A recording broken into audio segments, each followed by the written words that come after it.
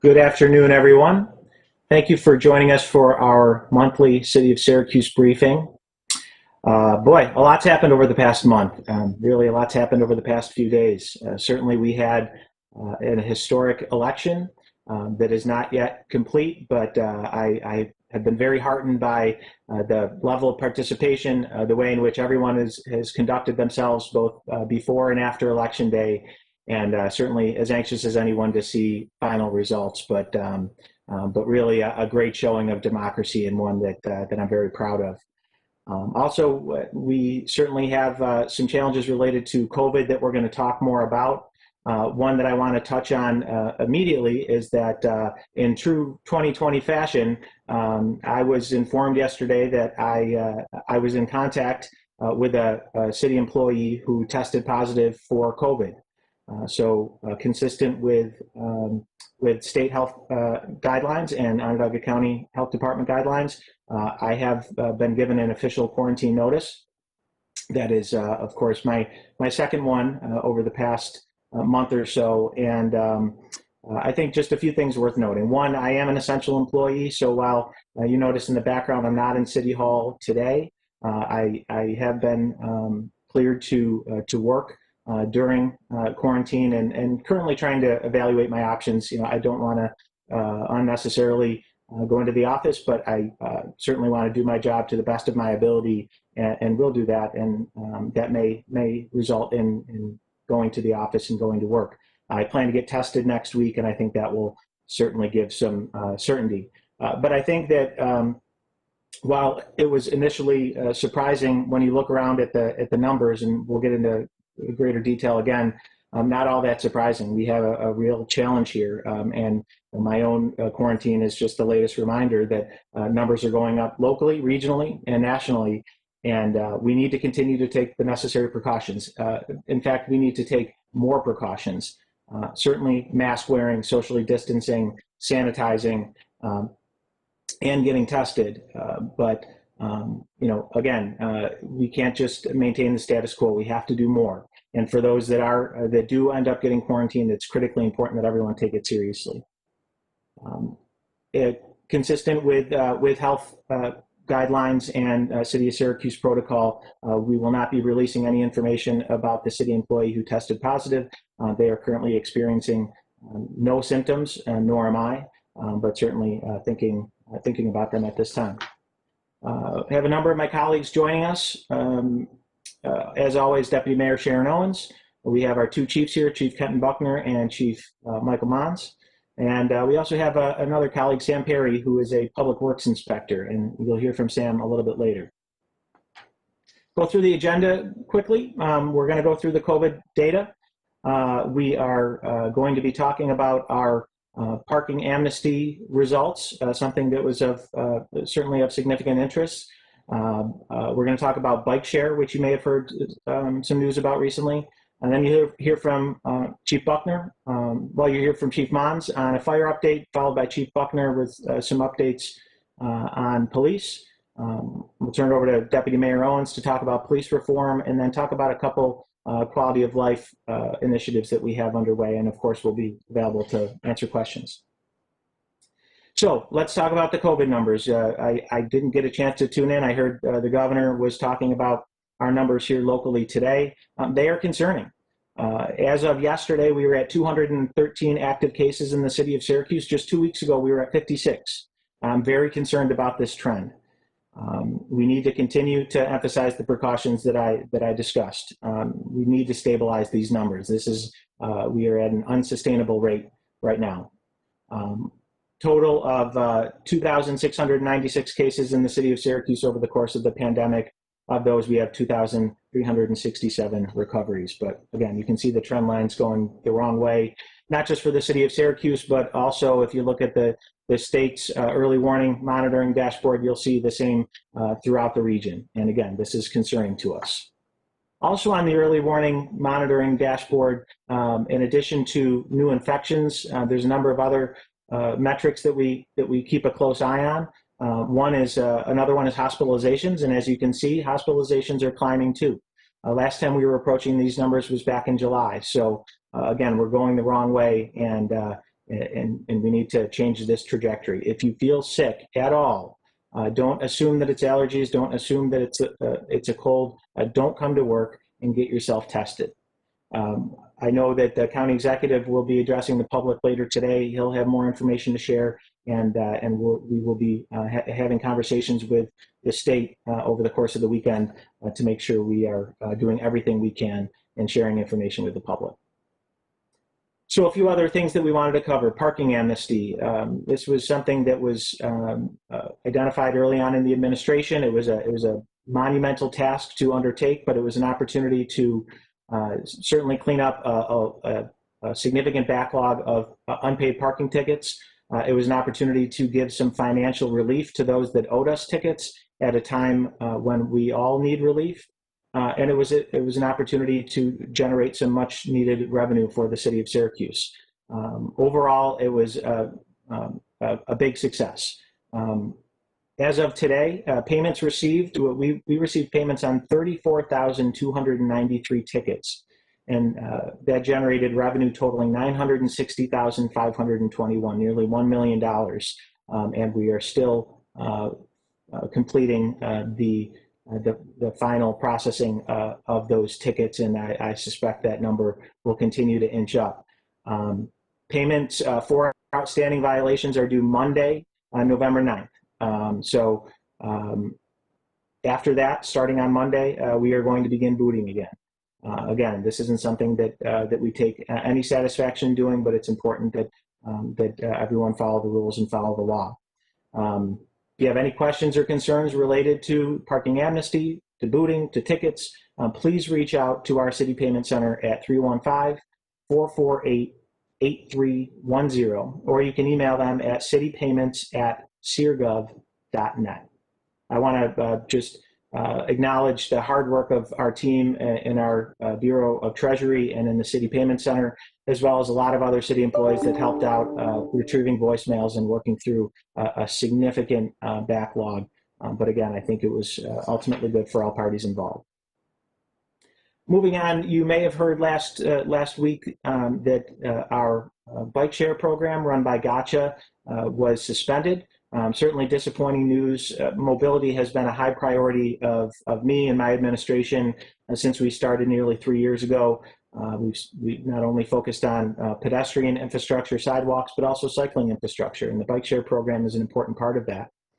The reasons for the suspension were a few, but certainly the pandemic has had an impact on operations. Additionally, we do have winter coming, and that does make biking harder, not impossible, but harder. And the company, Gotcha, has been having some financial struggles. On top of all of that, the mobility market continues to evolve rapidly. So the timing is good, at least in that we're going into winter. So our plan is to spend this winter and moving into the spring, working with Gotcha to determine whether or not they are in a position to resume operations. They've indicated that they hope to do so.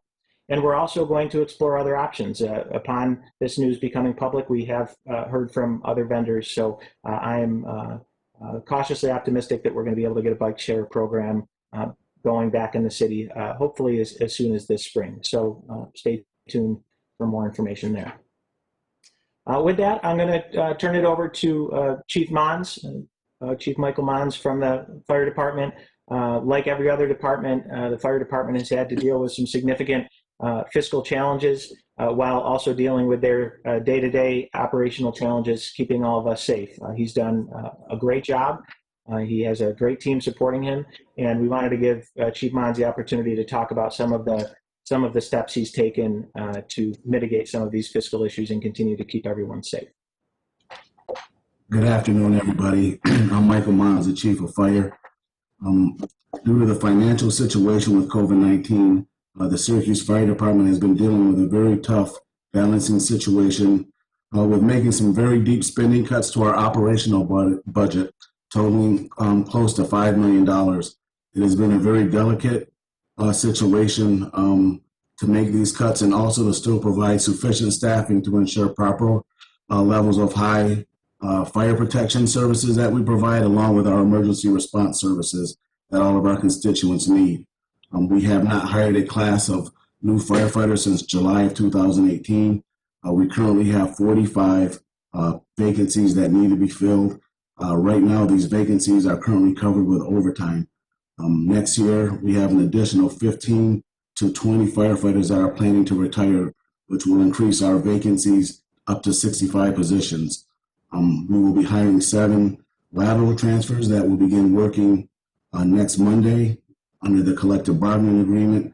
These new firefighters will be required to live in the city for 5 years. Out of these 7 firefighters, 4 of them currently live in the city already, and 3 of them will be moving in. And like I said earlier, they will be required to live in the city for 5 years at the beginning of their employment with the city. We are also currently in the process of beginning a recruit class on January 11th. We canvassed 200 candidates off the civil service list, and we hope to have that class starting January 11th. Those firefighters, once they get through a 16-week academy, will then be able to respond to emergencies and fill our other vacant spots. So that's my report today, and thank you very much.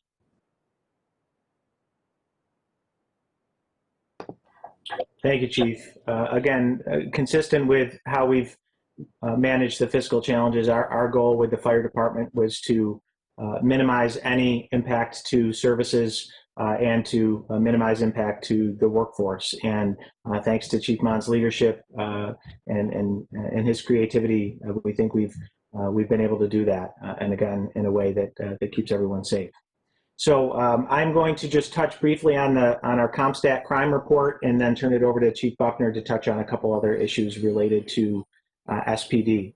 So hopefully shortly in front of you, you will see the Compstat crime report. I will start talking you through it. It looks like it's coming up now. Again, this is something that we were monitoring weekly during our weekly briefings, and want to continue to make sure everyone is aware of, and also know that you can access this information on syracusepolice.org on SPD's website. So what do we see? Let's start with the good news. Overall crime continues to be down for the city of Syracuse. If you look at the bottom of the chart, you can see Part 1 crime is down 8% year over year. If you dig down into the numbers, you can see areas where we're struggling. First and foremost, homicides. We are 50% over where we were last year, and needless to say, that's unacceptable. We've lost 27 lives in the city of Syracuse, and that is a tragedy, and that we can never allow ourselves to become numb to that violence. And you'll hear from Chief about some of the ways in which we're trying to specifically target gun violence in new and different ways.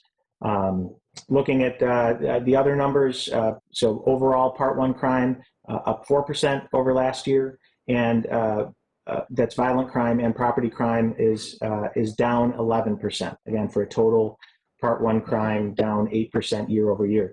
I do want to take the opportunity to refer everyone to the other columns that show over the last 5 years. 1 year comparisons don't really give us a good sense of the direction that we're headed.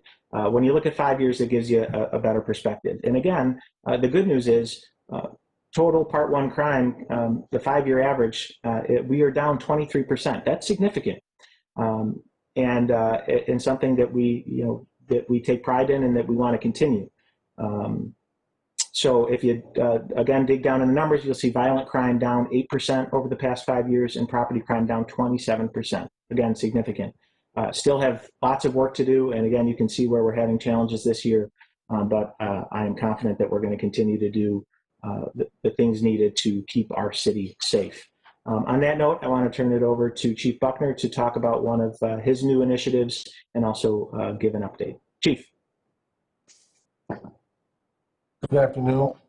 So first, I want to talk about the violent crime. Obviously, the mayor just mentioned that that's been our Achilles heel, despite having some overall success with a reduction in overall crime.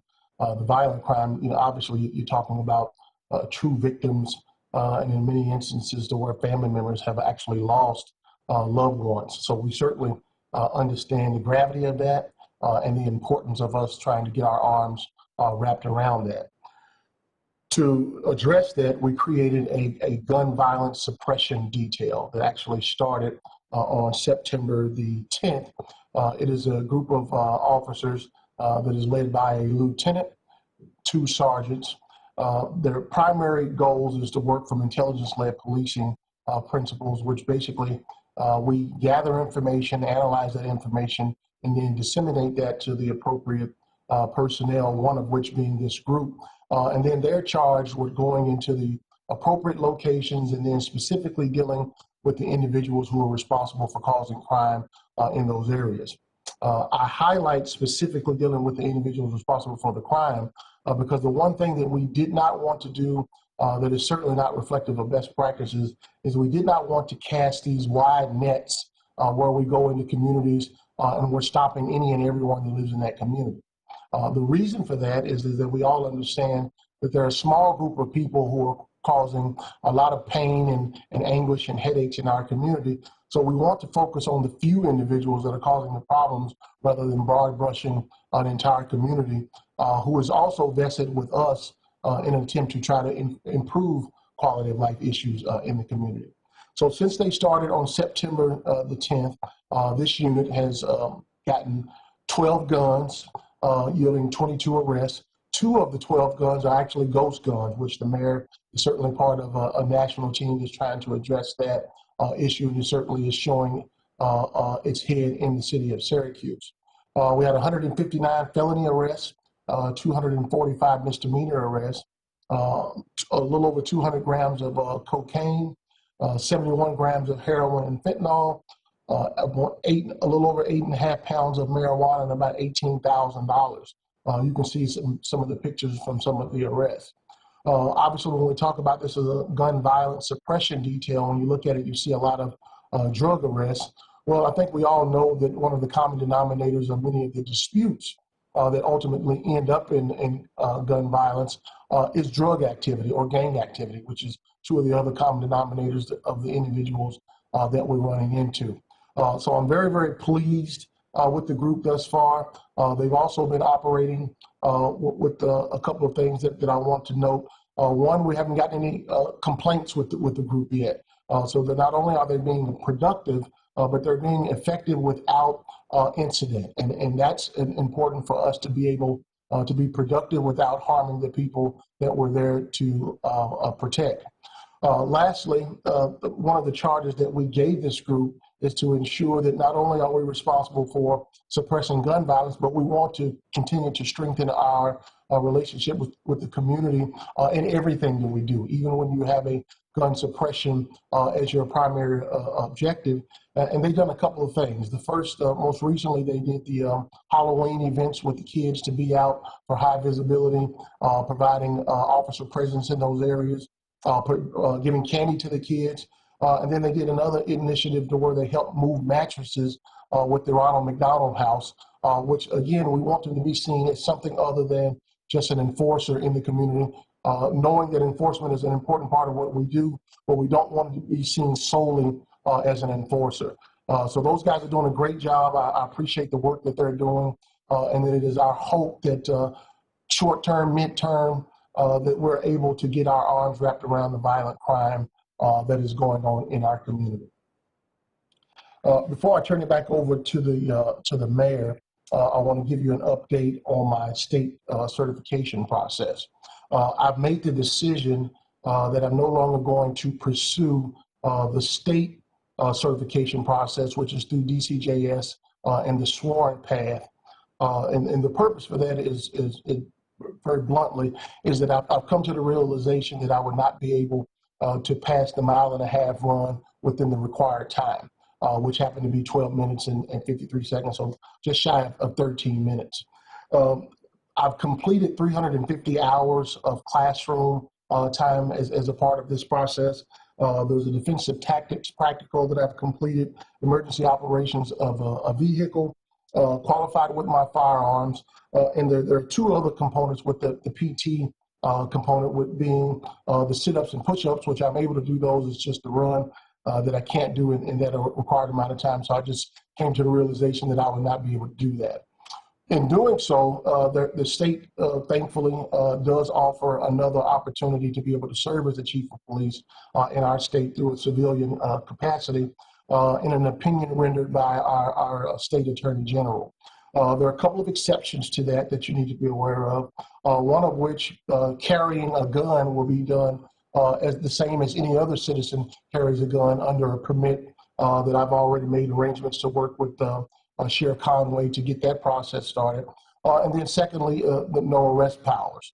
Now, when you initially hear that, at first glance, you may think, well, the chief doesn't have arrest powers. Well, the work that I do, I will tell you that, I haven't arrested anyone in probably the last 15 years. It's not to say that something couldn't happen still under extreme circumstances to where you may encounter something like that, and we certainly would make the appropriate calls, get the certain individuals there to do that. But it's not just a part of my day-to-day job. The last portion that would have been required upon completing the PT test had I continued on was a 140-hour field training program that I'm also would not be completing as a result of going through this path. So I'm thankful for the opportunity to be able to continue to serve as the chief of police for the city of Syracuse. I certainly will, as a part of this as well, continue to not wear the uniform in this profession that I certainly love and respect. The uniform is a very sacred piece of our equipment. And the fact that traditionally the officers that go through the sworn process are the ones that wear that uniform. And while I've certainly qualified in the sworn capacity in other states, I have not done that here, so I will not wear the uniform out of respect for the men and women who have taken the traditional path. Lastly, I certainly want to, just for my own wellness as a part of the pillars of 21st century policing, will continue to pursue my own fitness for my own personal reasons, because I think that that's important for me selfishly, and also to continue to make it to be a model of what's expected of our officers, because we have difficulty asking for help sometimes with issues, which is why we're standing up this wellness program. But physical fitness is certainly a part of that, and there's no getting around it. That was a challenge for me that I certainly want to recognize that I want to continue to pursue. At the completion of this, which I think we have one more segment, I'll be willing to take your questions as well as talk to some of the stations that may want to speak with me individually. Thank you. Thanks, Chief. So before we turn it over to the Deputy Mayor, just a couple reactions to that. One, on the state certification issue, the Chief's mile-and-a-half time played absolutely no factor into my decision to hire him. And it has played no factor into how I have viewed his performance as chief. For many of the reasons that I've discussed over the past couple of years, I believe that Chief Buckner is the right person for this job. I think he's done a very good job balancing the importance of keeping our community safe, protecting and supporting his officers, but also doing the difficult work that the Deputy Mayor is going to talk about around reform. That is a difficult balancing act that few chiefs around the country have been able to achieve, but Chief Buckner has, and I'm very appreciative of that. I also appreciate the hard work that he did put in. You heard about all of the work that he did do as part of the certification, and I know many of you saw him out in the community running and exercising, whether it was at the Y or in some of our parks. He at a time when he could have been solely focused on the monumental challenges facing him, he was still able to continue down that path. We've all set goals that we've come up short on, and but I think from what you heard from the chief today and from what I know of the chief and his performance, I think any reasonable person would agree that his ability or lack thereof to run a mile-and-a-half in under 13 minutes has absolutely zero influence on his ability to do the job. So, Chief, thanks for continuing to serve, and we're thrilled to have you continue to serve as chief. I do want to just note, going back to the gun violence suppression detail, the numbers in the pictures that you saw, I just want to remind everyone, That is only since September 10th. So less than 2 months. That's what that team has been able to accomplish. So very proud of their work. It's dangerous and difficult work, but they're doing an exceptional job, and we expect that they'll continue to. So, Chief, a great job to you and your team for pulling that together as well. With that, we mentioned police reform. I want to turn it over to Deputy Mayor Owens. It continues to be a priority of ours. We continue to make significant progress, and she'll tell you more about it. Deputy Mayor. Thank you, Mayor. Before I begin to give you some updates on police reform, I just want to reiterate some of the things that the mayor has said. Without question, absolutely no question, the progress that we've been able to make around police reform, a very difficult conversation where we all have to take a look internally and externally at how we look at policing in not only our community, but across this country. Absolutely, without question, the progress that we've made has been due to the commitment of Chief Kenton Buckner and the team that he's brought together to address these issues and to look at it holistically.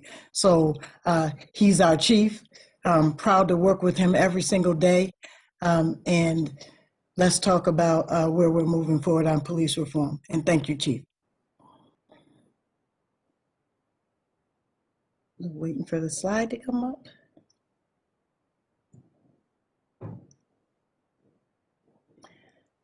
All right, so we have initiated a method by which a public-facing portal, web portal, by which we can continuously inform the community of our progress around police reform in our community. I have to get I always do, will do right now, give a huge shout out to Ruth Nyangran from our communications team that put this portal together. It's something that we're proud of. We're going to continue to keep it updated at ourcity.syrgov.net and /reporting progress 01. So I invite you and the public to please go to it regularly. We will be updating it every time there's something new to be able to present to the community. And in there, you're going to find our most recent updates. Our filing with the U.S. District Court opposing the dissolution of the consent decree that has allowed us to really pursue diversity hiring in both the police and fire department. You heard a little bit about what the fire chief is working on now with his next cadet class. We've updated the use of force policy. If you remember, in 2019, we provided an update to the policy after many years, and we have again updated that use of force policy. We continue to take feedback. We continue to engage in process, and that policy, you'll find an updated draft of a use of force policy, as well as an updated draft of a body-worn camera policy. We invite the public, please take a look at these. Also with the consent decree, you'll see the complete docket of information that we submitted to the U.S. District Court for your purview. We've also, thanks to First Deputy Chief Joe Cecil, really been able to move along in our body-worn camera program. We have deployed more than 200 new body-worn cameras. We use the Axon Body 3 camera, gotten those out to our patrolmen and women and got them trained in the use of that particular device. It is a critical piece of equipment for our officers. And we have completed the dash cam implementation pilot program. What we wanted to do is take a look at 3 different vendors and their equipment. We deployed those to multiple officers who were looking at each one of those pieces of equipment. We're putting together now a report to assess from their on-the-ground use of that equipment, how effective it was. As we move forward, we're going to have to secure funds for body cams on our patrol vehicles, and then we are going to have to pursue our procurement process. But again, progress, consent decree, use of force policy, our body-worn camera policy, deployment of more than 200 body-worn cameras, and really looking and continuing our planning on a dash cam program. Thank you, Mayor. Thanks, Deputy Mayor. Just a couple comments about that before we move on. Again, want to credit Deputy Mayor Owens, Chief Buckner and his team, Corporation Counsel, our comms team, Ruth Neongrand. It really has been a team effort, and we've made a lot of progress. And just a reminder, using the body cams alone, when we started this administration, again, nearly 3 years ago, we had 16 body cameras in the police department, and we now have over 200. And we're going to continue to completely build out that program. So a lot of good progress. I also want to note, I think something that often gets lost on the topic of police reform is the police and the police officers. We have thrown a lot at our police officers over the past couple of years, at a time when there's a lot of other challenges in the business. And our officers have taken it in stride. They have studied up on the new policies. They've adapted to the new equipment. And at a time when it's really difficult to be a police officer, I just want to give a shout out to our officers for working with us on these important reforms. And again, at a time when it's not only difficult, it's dangerous to do their job. We've had officers shot at recently. We've, of course, have had other terrible incidents. We lost a member of our team and Detective Billy Lachaume. So again, a lot of important stakeholders in this process, but we can never lose sight of our officers and the role that they play in doing this important work. So with that, I just wanted to touch on a couple final items before we open it up for questions. If I was to be deputized by Chief Buckner, I would be deputized as the illegal set-out detective. This is one of my biggest pet peeves in all of the city of Syracuse. Illegal set-out, for those that aren't familiar with the term, when you drive by, you can see the picture in front of you. You drive by a house. It may or may not be trash night, usually not, as opposed to being neatly put in cans. You see trash piled up all over the place. And this has a significant impact on our quality of life here in the city of Syracuse. And to date, we have not been able to do enough to curb the issue. It is a learned behavior. I think lack of enforcement over the years has conditioned people to believe that they can put anything that they want out on the curb at any given time, and eventually magically it disappears. But that's not how it's supposed to work. So we have taken a real focus on the issue of illegal setouts. And importantly, we've brought on a member of our team specifically to focus on them. Again, our goal is not to be punitive. It's to help educate people on the right way to dispose of trash in the city. And those that have been given that opportunity and choose not to follow the rules are going to get cited for it. It took me a while to find someone in the city as passionate as I am about illegal setouts, but I'm pleased to say that I did find that someone not too far away. He's spent many years serving the city in our codes department because illegal setouts are in the right of way and technically fall under the Department of Public Works. Sam Perry is now a public works inspector focused on illegal setouts. He happens to be out in the field today. I saw him on video. Looks like he's in his car. So I'm going to ask Sam just to take himself off mute, talk a little bit more about how he's tackling this very significant challenge, and then we'll go from there. Sam. Good afternoon. Good afternoon. I'm glad to be involved with this area. I'm glad for the opportunity that the mayor provided.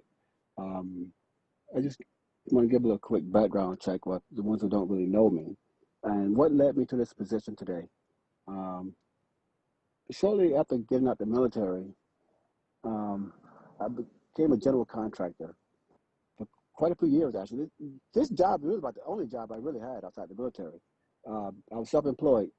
And by being self-employed, awarded me a lot of nice things, and it awarded me the time to be there for my kids' doctor's appointments.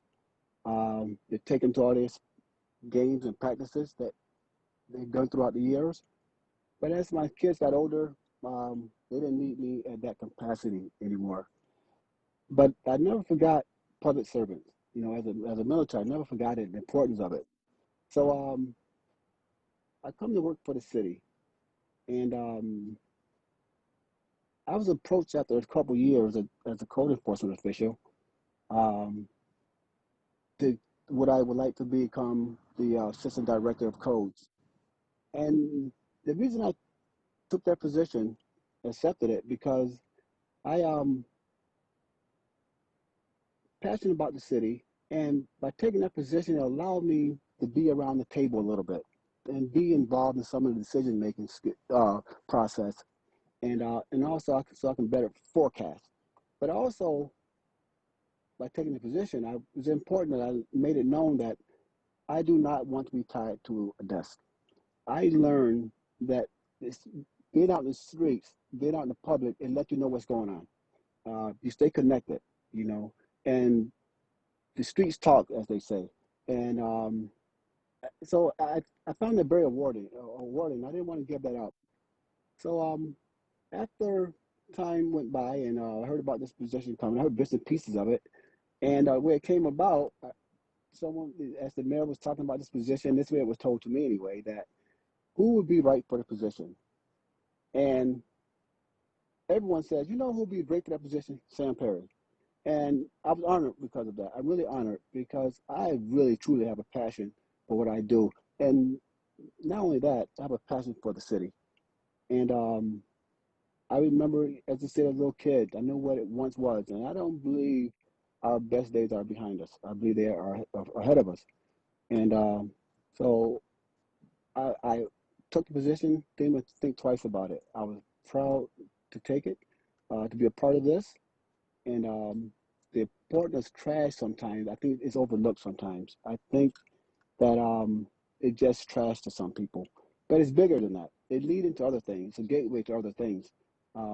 It's You see a lot of trash around. People feel though that it's okay to do it,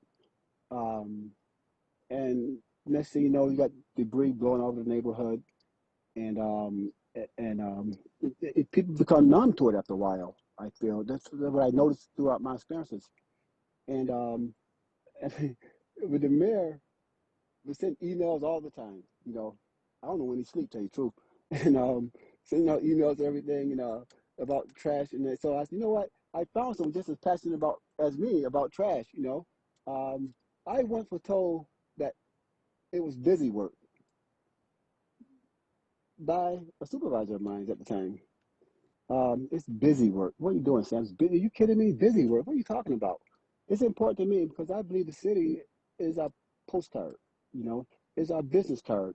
It's say you're welcome or you're not welcome. So it's something I don't take lightly. I really don't. And we're not here to try to really hammer the homeowners or the landlords or the residents. It's the idea that we want to educate them. We want to educate the public. You know, I think it's been happening for so long, people just don't really know, or it just becomes common practice. So through education, staying on top of things and let people know, send a message that know that we are serious about it. We're willing to work with you, but we are serious about it. And my goal is, to be honest with you, to work myself out of a job. And if I work myself out of a job, that means I've done my job. And I had a conversation with the mayor the other day, and I said to him, and I meant it too. You know, if people know me, they know I'm serious. I said, I don't want to be a part of nothing that I don't have the passion for. Because that's what I'm driven by, passion. And one last thing I'm gonna let you go is when I officially took the position was the 28th of this month. It's about 6:30. I got an email from the mayor, and he said, Sam, congratulations on your first day at work, position. But I could not let the day go by without giving you your first list. And so I got a kick out of it. I chuckled quite a while over that. So I want to thank the mayor. I really appreciate it. It meant a lot to me because it'll mean a lot to him. And I think we're going to do just fine. And I do believe this is a job that I can be successful in. Thank you, Sam. We agree. Again, I think as everyone can see, we're kindred spirits in our passion for the city and also for trash, and we're okay with that. So thank you, Sam, for those comments, and hopefully folks will see out in the community doing that work. On that note, you will also see a number of our other colleagues out in the community tomorrow. I did plan to join them, but given the current state of affairs, I'm going to sit it out. But we, of course, have our Adopt a Block program, and we're gearing up for what will likely be our last big Adopt a Block event of the year. But we're going to go down to the Valley, and we are going to work around, start down around the intersection of Seneca Turnpike and Valley Drive, and we are going to beautify that little part of the city. And again, just encourage everyone else, whether you've adopted your block formally or not, to get out and just to try to do what you can to keep our city clean, especially before the snow flies, because we know when it melts, there's plenty to clean up after that. So I look forward to seeing the pictures of the team out tomorrow. I know we covered a lot, very wide ranging. Again, there's a lot going on, but at this point, it's 1:45. If the press would like to ask questions, you can go ahead and take yourselves off mute, and we're happy to answer questions on anything we discussed or anything we may have missed. Mayor Walsh, this is Megan Coleman from Channel 3 News. Can you talk a little bit about the COVID numbers? The governor obviously was talking today about the concerns that he has about the microcluster, specifically noting Syracuse and Cicero. Do you have more information about what's related to those clusters? Not other than what's public, Megan. These that we've seen the consistent uptick, and the county executive in his briefings goes over the various sources. We're seeing way too much community spread, and the reality is that is because people aren't practicing the necessary precautions. So again, we're gonna I'll get back with the county executive and debrief with him, and we'll be talking with our partners at the state, because again, the status quo is unacceptable. We've got to make some changes here, and we've got to get these numbers back under control. We've done such a good job for so long, and I know people are tired, but we need to keep it up. We're not out of the woods yet. Just to follow up on that quickly, do you have any indication, though, if these are related to people going out to dinner, to gathering in small groups at their homes, to having larger parties around the Halloween time? What are you hearing? Yeah, I think all of those are examples of where community spread takes place, and I think that there are indications that all of those things have contributed. So again, we know what works and we know what doesn't, and but even when we do take precautions, I'm a perfect example. I am obsessive about mask wearing, not only for myself but everyone around me. But over the past month, on 2 occasions, just by being in close enough proximity, even with masks on, I found myself quarantined. The good news is I haven't gotten sick, and hopefully that will continue to be the case. But what it shows is that even when people are taking precautions, if you're gathering and you're increasing the risk, it results in the numbers, and the faster the numbers rise, the more risk to everyone. So again, we have to disrupt the current pattern, and I think that's what we're going to be spending time over the next few days figuring out how to do in a way that minimizes the negative impact on our community. And then just one last follow-up to that. In terms of quarantine, how many other city employees or other people related to this situation with your quarantine are also under quarantine? My particular situation, I am, other than the employee who tested positive, I'm the only one quarantined. Again, we were wearing masks at all times, but the threshold is very low for time being within 6 feet, and so unfortunately, that's what led to the quarantine. But thankfully, at this point, it appears to be limited. To me, the contact tracing is still going on. But as soon as I heard about the positive test, I proactively reached out to the health department to make sure we were taking the necessary precautions. Thank you. Mayor Walsh, it's Adrienne from News Channel 9. To go off of that, is today your first day of quarantine, just for clarification? Today's day one, yeah. So the 14th day will be November 19th. Again, the previous quarantine, I did stay home during that time. I have been, it has been reinforced that I do qualify as an essential employee, and so if it warrants me going to the office or going out of the house to do my job, that I take that very seriously, and that's something that I do have the ability to do. But again, especially in light of the current numbers, I'm going to take the advice that I'm giving everyone else, which is if you don't have to go out, you shouldn't, especially now as we try to get the numbers back down. So I'll play it by ear. I think once I get a test next week, that'll probably give me some peace of mind on where to go from there. But in the meantime, I've done this before. Not my first rodeo. It's frustrating, but it's better than the alternative of getting sick or getting other people sick. Other questions? Chief Buckner, Megan here at Channel 3 again. One follow-up for you on a homicide level. Do you have something specific that you can attribute to this uptick in homicides specifically?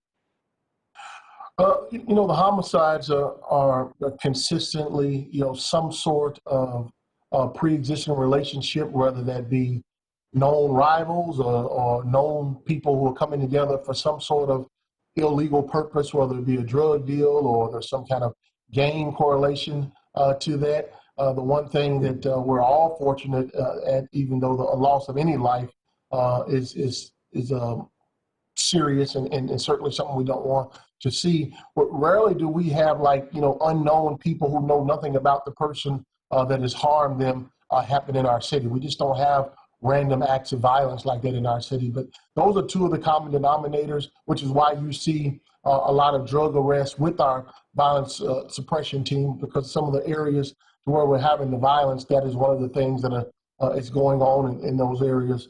And the fact that we're up about 100 or so shootings. So our aggravated assaults is certainly an indicator of why we're having the issues with the homicides. I would just add to that, Chief's obviously the expert, but we, in addition to looking at our own data, we look at data in other communities, and unfortunately, the increase in violent crime is up generally across the board throughout the country, and that's very troubling. There's a lot of theories about what role the pandemic is playing in all of that, but it does appear to not be limited to the city of Syracuse. But the city of Syracuse is our home. This is where we live and work, and as long as that's the case, these numbers are never going to be acceptable, even if they're happening in other places.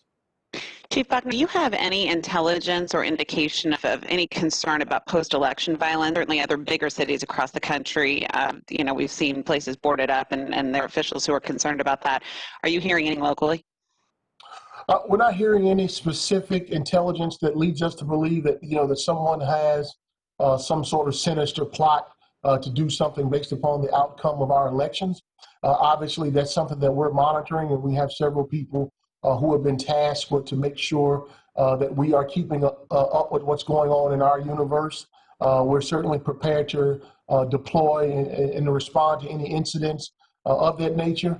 I would tell all of our citizens that regardless of who you voted for, please respect that we have a democracy, that we had an opportunity to be heard, we had an opportunity to vote, and even if your candidate doesn't win, let's respect the process. And then the person who ultimately gets those seats, hold those individuals accountable, and when they're up for election, we get to vote again. So I would just ask everyone to subscribe to those principles in our country, because voting is a very important thing in our community. Obviously, it looks like that we're on the cusp of learning who our president is going to be, but I would just ask for everyone to be patient, be calm, and be respectful of the process. Mayor Walsh, is there anything you want to add to that? Chief, I think the chief covered it. Again, credit to everyone in our community, the Board of Elections and their process, the candidates. I think everyone has handled it appropriately. And while we're certainly ready for any changes, at this point, it's been a peaceful process throughout, and we have no reason to believe that it won't continue to be.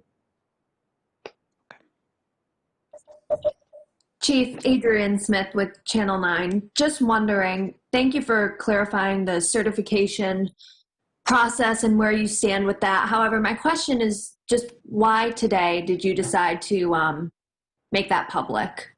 Great question.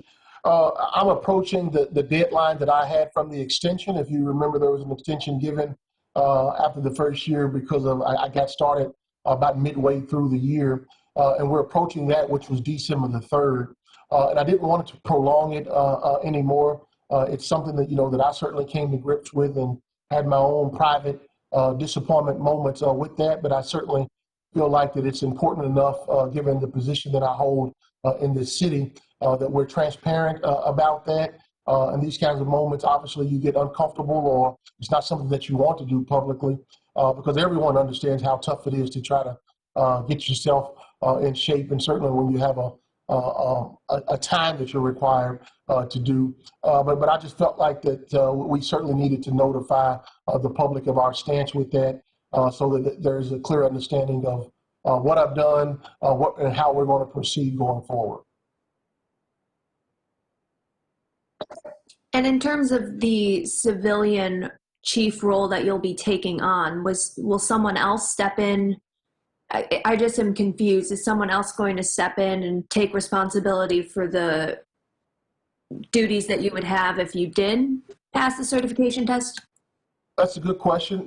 So from an operational standpoint, from an administrative standpoint, there are really no changes to the power that I have in the civilian capacity versus the sworn capacity, which other than the two exceptions of the carrying the gun under the badge basically through the sworn process and versus carrying a gun now under the state permit. And then there's no arrest powers. But as far as the day-to-day operations of the police department, making decisions about the agency, about crime, about discipline in our organization, about policy in our organization, all of those things, you will not be able to see a difference on the surface as to what I'm doing with the police department that you haven't seen over the past 24 months. Thank you. To be clear, Chief Buckner is the chief of police for the Syracuse Police Department, so that has not changed. It's just a detail of civilian versus sworn that we've covered, and we're confident that he's going to be able to continue to carry out all of his duties just as he has over the past couple of years. And Mayor, it's Ellen Abbott. Just back to COVID, and I know we're not going to find out till Monday what the governor plans to do about our numbers, but this kind of is a bad time of year to be pulling back for businesses. What are you hearing from businesses? Are they concerned about this? That potentially, we could have restrictions throughout the holiday season, which would kill a lot of them. Yeah, we're all concerned. Absolutely. I've been hearing from businesses throughout. That's why we've used all the resources that we've been able to deploy through the Syracuse Economic Development Corporation and SIDA, working with the county. We're doing everything we can to keep these small businesses alive. And yeah, any further restrictions is certainly going to put them at greater risk. I will say, however, that I believe virtually every business owner that I've talked to, their primary concern is the health and safety of those that work for them and those that they serve. And I think we all feel that way. But absolutely, we are concerned about the impact that further restrictions would have on businesses. And again, that's why it's really up to all of us to do more to make sure that that doesn't happen, or if it does happen, it's short-lived. But it's a big concern. And if I could just add in there, just as a Syracuse resident, now that I own a home in the city, so I can say this, please remember our local businesses, our local stores, our local restaurants, our local services. When we're going through Black Friday, if you don't feel comfortable, which I don't know if I would, just to be honest with you, but I still can order from Walmart. but it'll be a local Walmart. I can still order from Target. It will be a local Target. All of these stores have the opportunity for you to order and go there and pick up your item, or they will deliver it to you directly. And I'm saying this too, partly selfishly, because tax revenue is a big part of how we build a budget. And so we need to be very strategic about where we spend our dollars, who we spend them with, and we should be spending Syracuse first every opportunity that we have. Mayor Walsh from Channel 3 again. Question for you. Just this week, Mitch McConnell said that he would like to take up a COVID relief bill again in Washington when they resume. Do you buy that? I mean, do you actually think that they're going to do something? And if that happens, what do you need to see to help fix your budget?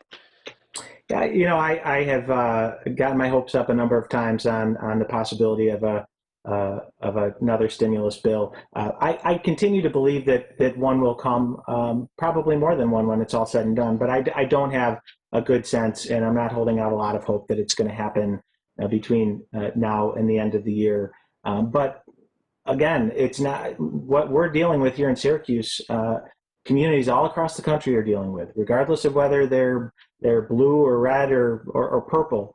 And I think that there's an increasing acknowledgement and understanding of that. And as there is, I think that that the federal government eventually will come together and provide that relief. But every day that goes by that they don't, you're hearing the difficult decisions that we're having to make, and they're just going to get harder.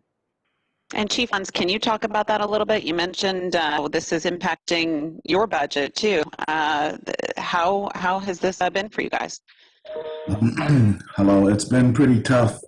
I think cutting $5 million out of an operating budget when, historically we've been reduced with our resources. So we've been working together with the mayor and the staff over in the budget and finance department to try to balance getting all the resources with tools and equipment to be able to still provide a situation where all of our firehouses are open, to still have employment for all of our firefighters. And like I said, with our 65 and anticipated vacancies, we also have around 50 or 60 firefighters who are eligible to retire. So it's a real delicate balance. I don't believe a department like our fire department has ever had to go through something like this, especially, like we're talking about, it's going around in many, many different cities around the country. And I think we were ahead of the game looking at our contingency plan, trying to figure out how are we going to tackle it if the revenues were reduced. I talked to fire chiefs all over the state, and some of the things they're doing now we've already been through. We've already decided what the tough decisions were. We decided what we can't cut, what we should cut, and it's tough. It's one of the toughest things that ever had to happen out of this fire chief's office, I'll say, in the history of our department. And we have a great staff that's identifying how we're going to purchase. They're keeping an eye on our responses and making sure we can answer all the calls that we're dealt with and having the right equipment. So it's not just me. It's all the firefighters and all of our command staff helping me put a plan together. And it's a lot to do with our firefighters dealing with COVID and coming into work and still staying safe through all this. But definitely having fewer tax dollars to come to our budget is definitely a hindrance with us operating like the way we should and what I think our constituents expect out of us. We're fighting to keep going that same way we're going, but it's definitely tough. Thank you, Chief.